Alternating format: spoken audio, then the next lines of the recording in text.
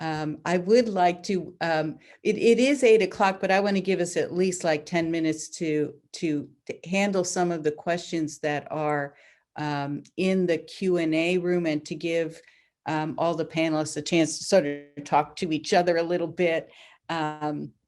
If anyone wants to respond to Patty, maybe some of the questions that she raised, please go right ahead. And I'm going to pick one of these chat room questions for us to look at. There's one back.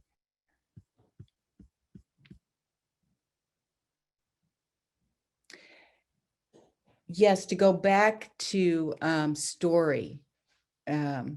One of the, Jerry, I'm sorry, I can't pronounce your last name, brought up this idea that stories have cathartic effects, and that we're often more interested in seeing the antagonist lose than in the protagonist succeeding. And I wonder if we could talk about that cathartic effect that these sort of exercises of violence can bring about for us, and how that fits in with, because Jerry's suggesting that maybe we need to show the conflict in a new light so that a different perspective can be brought in.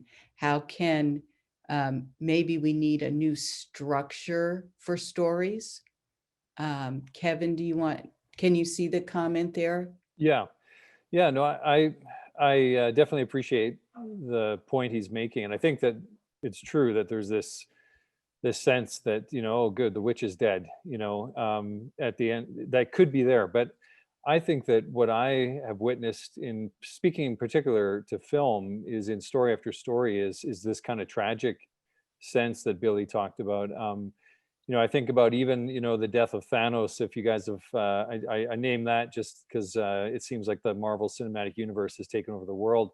But there's, when Thanos dies, there's no, it's such an empty, tragic moment, and it doesn't bring them what they hoped it would bring them. It doesn't bring Thor what he hoped it would bring.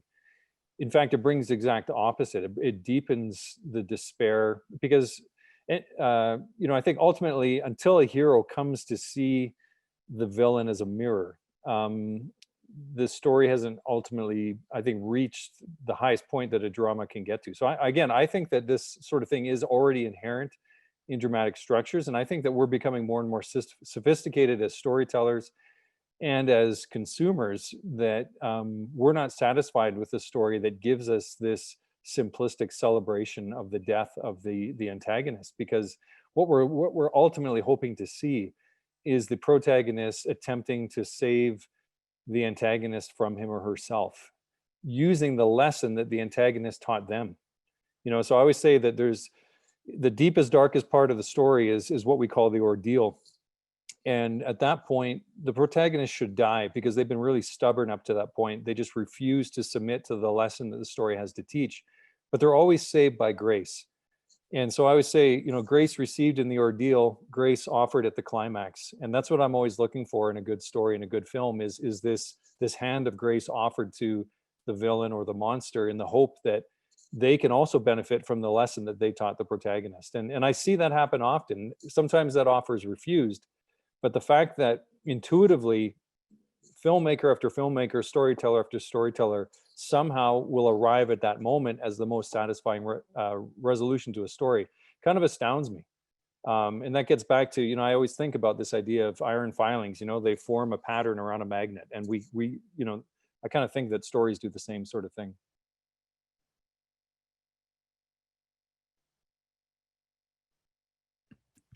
Thanks, Kevin. I want to bring in another question too here from Peter Smith about the dance video. I think we're talking about the dance. I was kind of baffled by what I was seeing and struggled to make sense of it. Perhaps, as Suzanne noted, the move from head to heart was needed, and I balked at the invitation. I was trying to understand the story being offered, but in the dancing, but failed.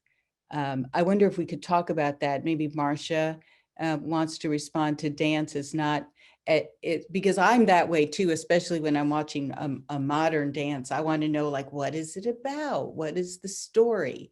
We're always trying to, I guess, put a story on things. Could you talk about that a little bit, Marcia, and how dance affects us or engages us in a different way? Some dances have storylines, and a lot of the dance that we do does not. A lot of the dance that we do ourselves does not have a storyline. And much of the dance that we watch doesn't have a storyline. But it is dance that does not have a storyline is nonetheless dealing with the elements that make up our world. It is dealing with space, time, dynamics, speed, motion, and with gestures that convey tonality and emotionality to us.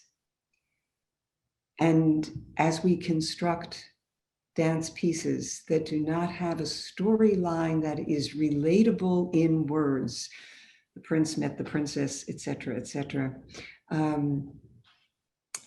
we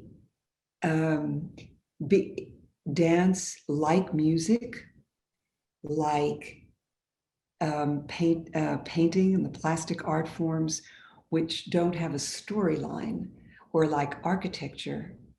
They bring the elements of the world that we live in and that form tonality and emotion and process and sequence for us. They bring dance and all these art forms, bring these elements together. And they reach us and teach us through these elements precisely in ways that are other and different from a narrative or other verbal possible descriptions of the world. So you might be able to narrate a story and put it into dance, or report on a storyline that you've seen in a certain dance. But with much dance, as with Beethoven's symphonies or Jackson Pollock's paintings, that's not how it's reaching us, because it's a nonverbal art form. And yet it reaches us very deeply, because it is, these art forms are constructed from the world around us. And I'll just go back to one thing that I said: if we could experience everything human by that which can be related in words, we would not have non-verbal art forms or play.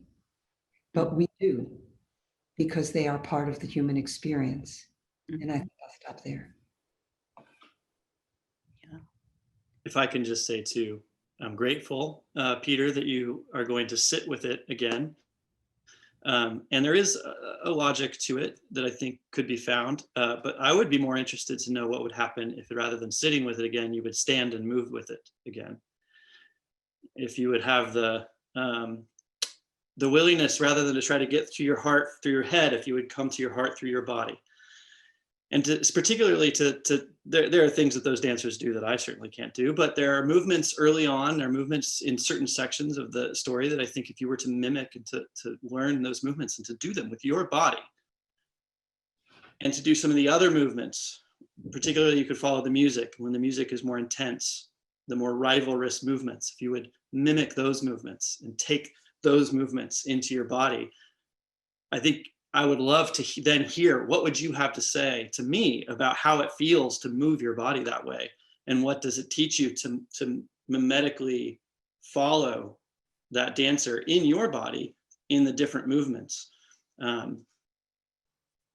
Just a little challenge to get out of take our thinking hats off and get out of our chairs, and to, put some feet in some boots, as I like to say. Yeah, I'd like to echo that.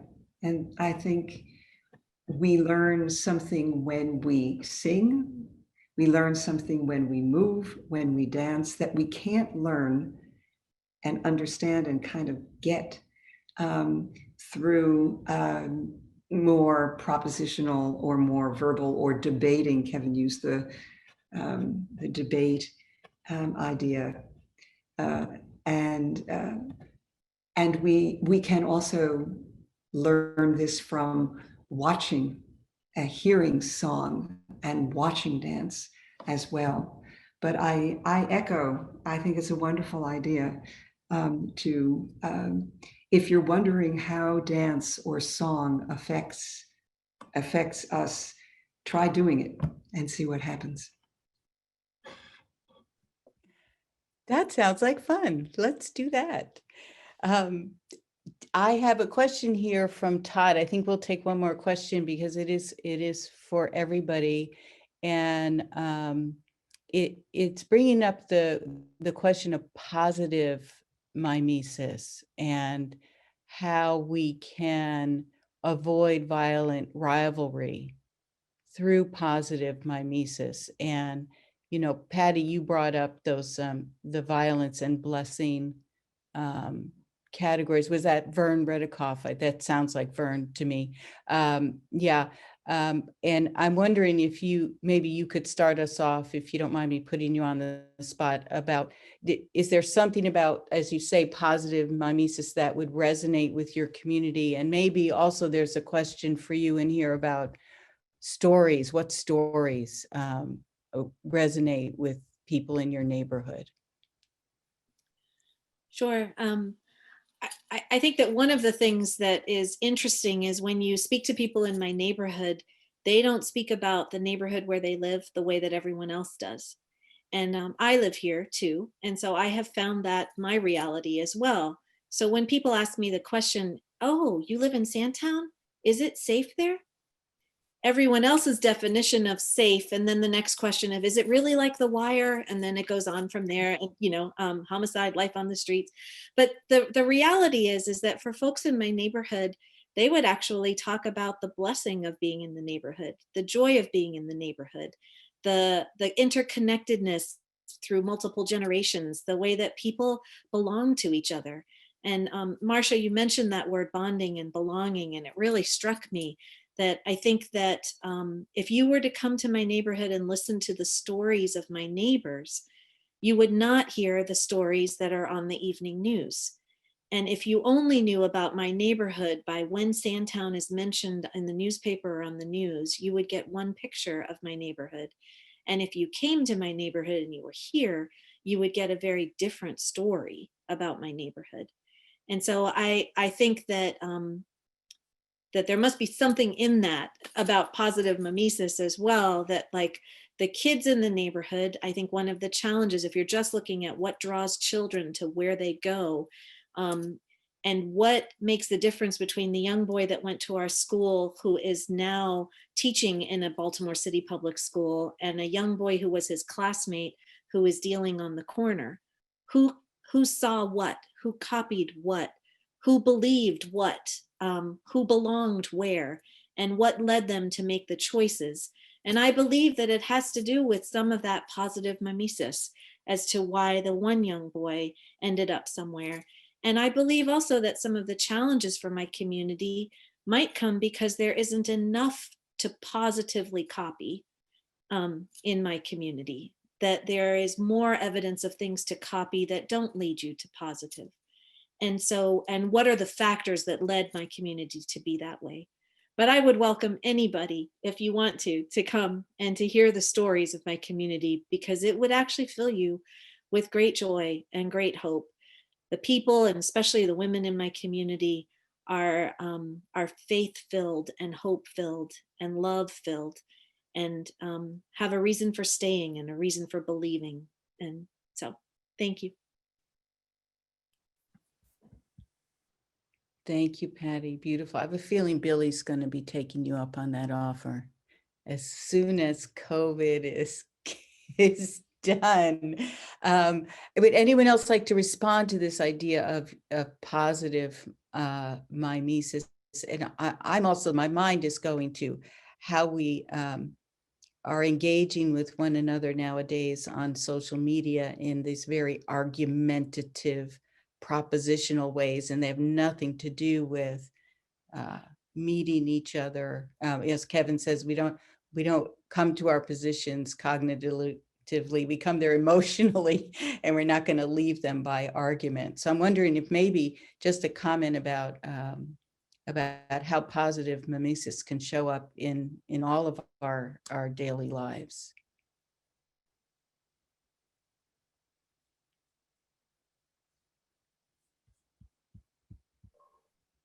There was a question earlier about specifically about how a filmmaker could undertake the responsibility of telling stories that display the blessings that Patty talks about. And I think the answer to that is very similar to maybe the same as this, which is, I think that moving through life, understanding that we have the opportunity, as Patty said, for the divine, for God in us to recognize the God in others, just for us to see ourselves and others in us, and to understand that every action that we take is not only coming from somewhere, but is a mirror that's presenting to others. And that if I were to approach a stranger, my work, my child, with a certain energy and a certain posture, I am likely to receive that same energy and posture back.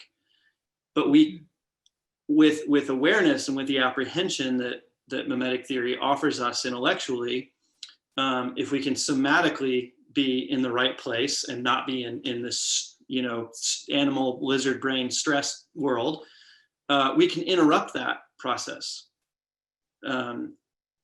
Knowing that if I approach someone with a posture of aggression, I'm likely to get aggression back, doesn't mean that if someone approaches me with aggression, I have to offer aggression back.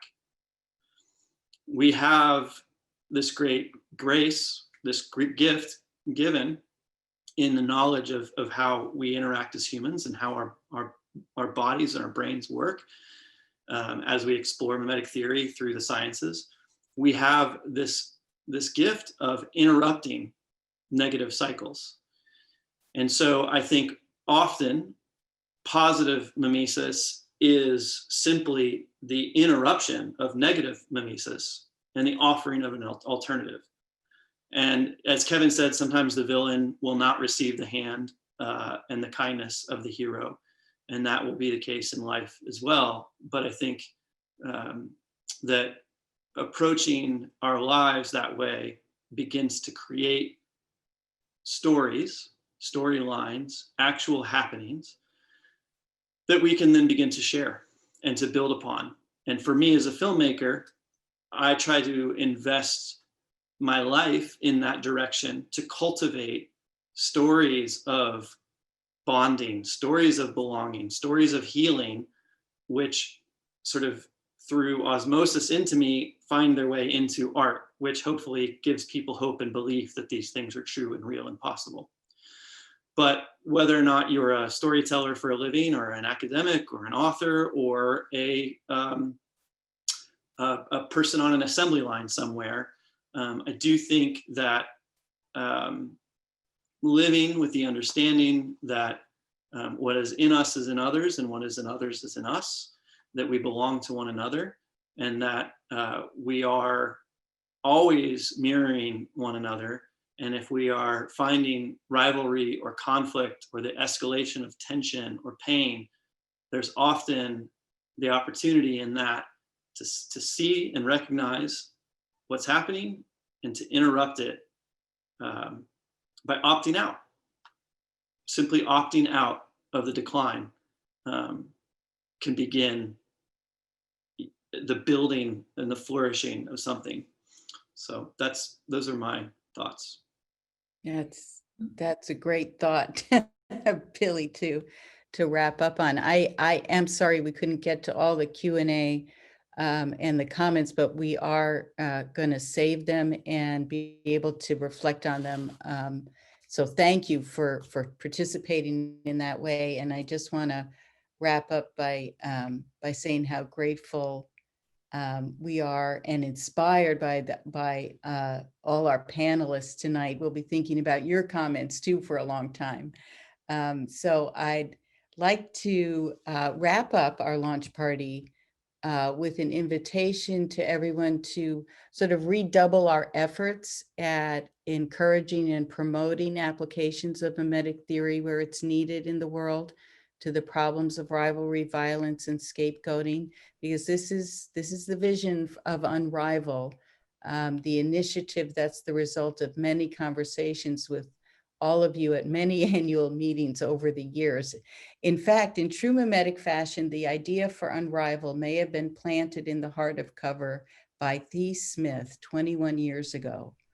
Thee is one of our premier scholars working with positive mimesis and peace building, and he hosted the 1999 cover conference at Emory, which was the first cover meeting I attended.